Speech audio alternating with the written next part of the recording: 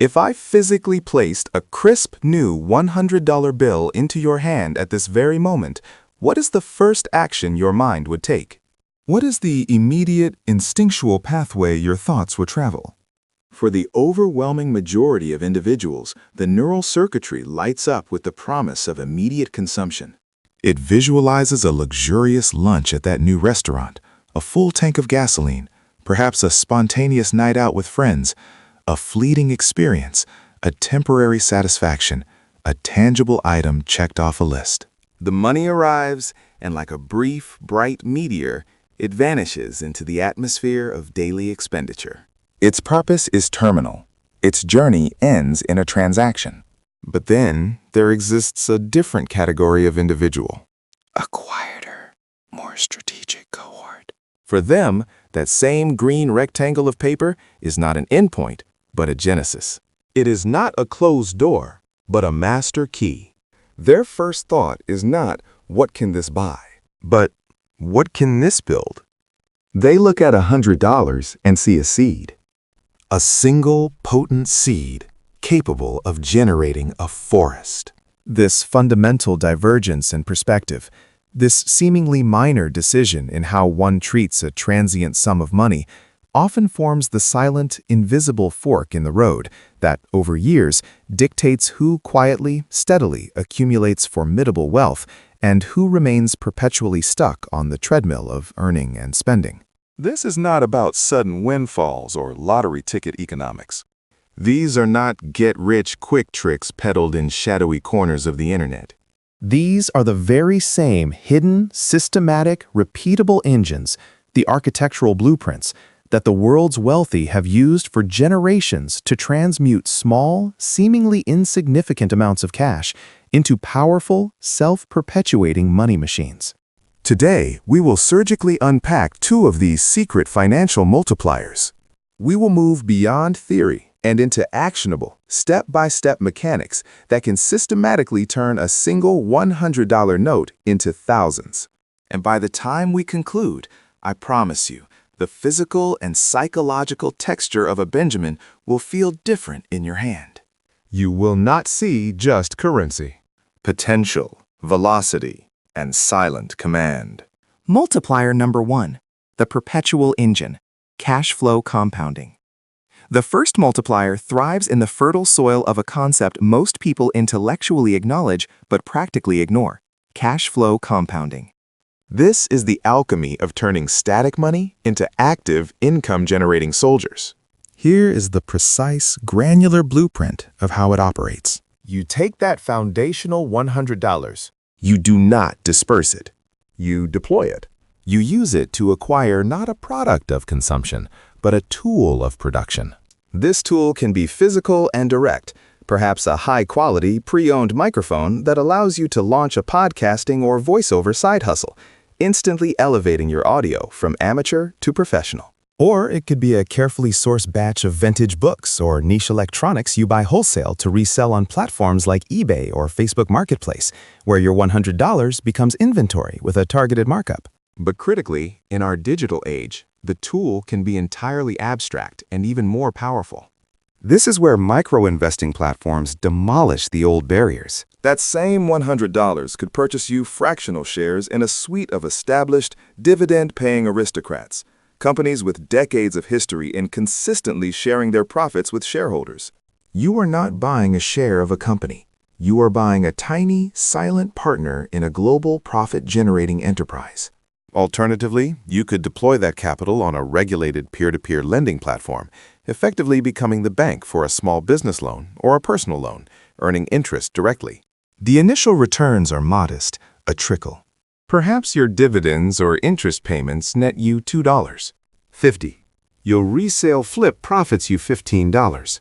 Your voiceover gig pays $20. This is the critical juncture, the moment that separates the engine builder from the cash burner. What you do next is everything. The wealthy individual does not extract that $10, $15, or $20 for a coffee run. They take that $15 profit and buy another fractional share, increasing their ownership stake and their next dividend payment. They take the $20 from the voiceover gig and fund another microloan or they purchase a pop filter and acoustic foam to raise their rates. This is the ignition of the invisible income engine. Because once this flywheel begins to spin, it possesses its own momentum. Each reinvested dollar ceases to be a unit of spending and becomes a new, tiny employee, a diligent financial worker reporting for duty on a 24/7 shift. It generates a small return, which is then hired to recruit another worker, which generates a slightly larger return. This cycle continues while you sleep, eat, work your day job, or enjoy leisure. The wealthy psyche does not perceive money as colorful paper for transactional extinguishment. It sees money as a latent force, as units of energy to strategically deployed into formations. It's not about the gross sum sitting in your account. It's about the answer to this question. How many productive soldiers are your dollars training and recruiting for you every single day? The philosophy is simple. Start infinitesimally small, but institute an ironclad rule. Never, ever let a dollar retire. Never let it leave the productive workforce. The tragic truth is that most people never approach financial freedom because their dollars live brief, meaningless lives.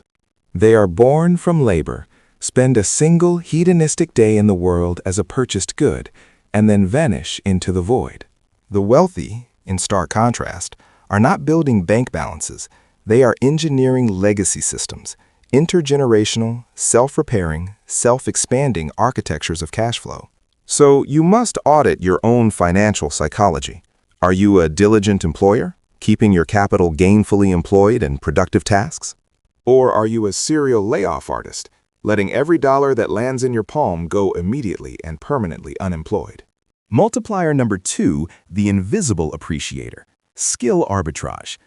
The second multiplier operates in a realm even less tangible but arguably more potent, skill arbitrage. This is the process by which knowledge, capability, and credentialed expertise themselves become a frictionless money engine. It is the ultimate internal investment. Now, imagine taking that singular $100 bill. But instead of exchanging it for a physical object, you exchange it for a transformation. You use it to purchase a course, not a vague, inspirational webinar, but a tactical, project-based course on freelance copywriting that includes templates, how to cold pitch, and a roadmap to landing your first $500 client. You use it to acquire a certification. The data here is unequivocal and publicly available from sources like LinkedIn's Workforce Report or the Bureau of Labor Statistics. Skills in fields like cybersecurity analysis, cloud architecture, AWS, Azure, and data-driven digital marketing command premium salaries and consulting rates. A $100 entry-level Google IT support or data analytics professional certificate on Coursera isn't just a certificate. It is a cryptographic key that can begin unlocking doors to careers with a trajectory towards 6 figures. You are not buying information. You are performing an upgrade on the one asset you own outright that cannot be repossessed and that compounds in value with every use, you. This principle is echoed by the most revered capital allocators in history. Warren Buffett famously states that the best investment you can make is in yourself. Charlie Munger elaborates that you should never stop investing in your own mind. They are speaking of this exact multiplier. A $100 course that teaches you to build simple digital lead magnets, ebooks, planners, toolkits, could arm you with the skill to create a product that earns $1,000 a month for years on platforms like Etsy or Gumroad. That transaction is not a purchase. It is a money multiplier wearing the clever disguise of self-improvement. And here lies the profound twist, the narrative that should dissolve all excuses.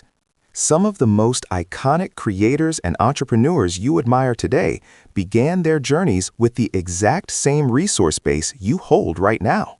Damon John, in the heart of Queens, New York, didn't start with venture capital. He started with $40 worth of fabric and access to his mother's sewing machine, laying the foundation for what would become the $6 billion apparel empire, FUBU. The chasm between him at that moment and everyone else on his block wasn't a matter of privileged timing or blind luck. It was a matter of applied transformation. He used his severely limited capital not for distraction, but but to unlock a sliver of unlimited potential. He bought a tool, fabric, and applied a skill, sewing or design, to create a product. That is the multiplier in its purest form. The master key, the time machine. So, how do you practically initiate this? The most profound and misunderstood secret in this entire framework is what I call building a time machine. This is the stage where your $100 ceases to merely generate more money and begins the sacred work of buying back your irreplaceable life, your time. Let's get intensely practical, pocketable, and immediate. Imagine you spend that $100 to hire a virtual assistant for 4 hours on a platform like Upwork or Fiverr. Their task? To handle the administrative, repetitive, energy-draining tasks you procrastinate on.